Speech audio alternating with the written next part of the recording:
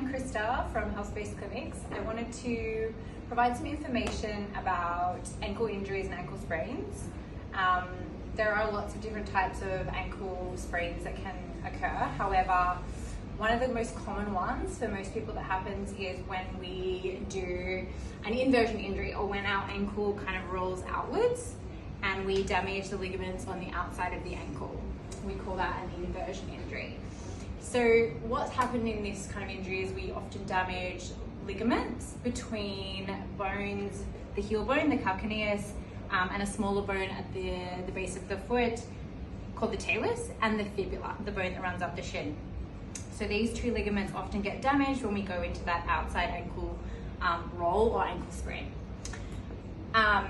When this happens, I guess in that acute first phase, in that first 48 to 72 hours, we want to reduce the swelling and the pain that's occurring through the ankle. And the most important thing to do here is, and you might have heard of it before, is RICE. So rest, ice, compression, and elevation. So rest is obviously staying off the ankle. Icing, if that feels good, can be good to do 20 minutes on sort of, and then give it a rest in between.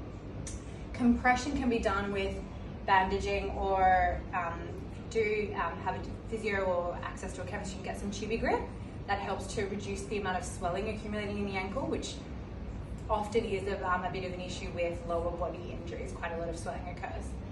And then elevation can be really useful as well, so putting the leg up as much as possible.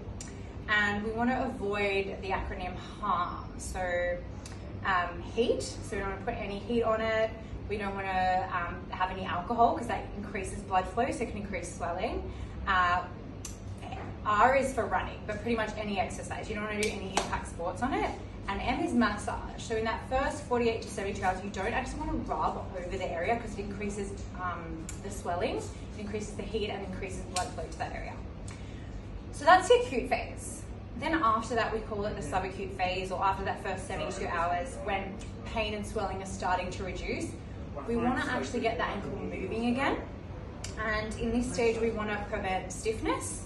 We want to start retraining what we call proprioception, which is really important with any type of ligamentous injury, where we lose a sense of where the joint is in space. So when those ligaments get overstretched with the sprain and damaged, we have less control through the ankle joint, and the brain or your awareness of where your ankle is in space is reduced for quite a significant amount of time after the ankle sprain, longer than that first sort of 1 or 2 weeks when it's sore.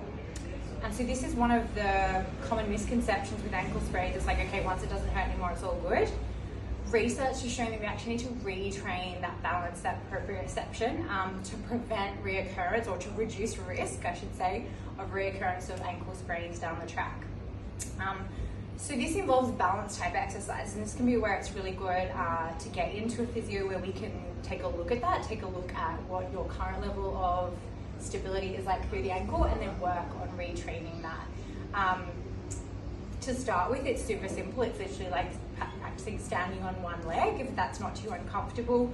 And then we can use props and different sort of exercises where we use balance tools to start retraining that. And depending on what your level of sport that you want to get back to is, we also need to incorporate some retraining that recreates that type of challenge for your body. On top of that, we also want to work on your flexibility. So with ankle sprains, we often get a reduced range in dorsiflexion. So your ability to bend your ankle into this position. And that can cause actual ankle tightness that can be a problem down the track.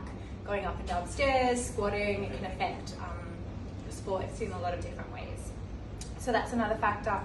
Physiotherapy can be really useful in terms of providing specific stretches for that, and also helping to mobilize the joint that might be getting stiff as a result of an ankle sprain. The other thing that I wanted to say is, during that phase of retraining, that subacute phase, is we need to protect the ligaments that have actually been sprained or overstretched. And so in this stage, taping can be super, super, super important. Rigid tape initially to protect that ligament and almost like do the work of the ligament.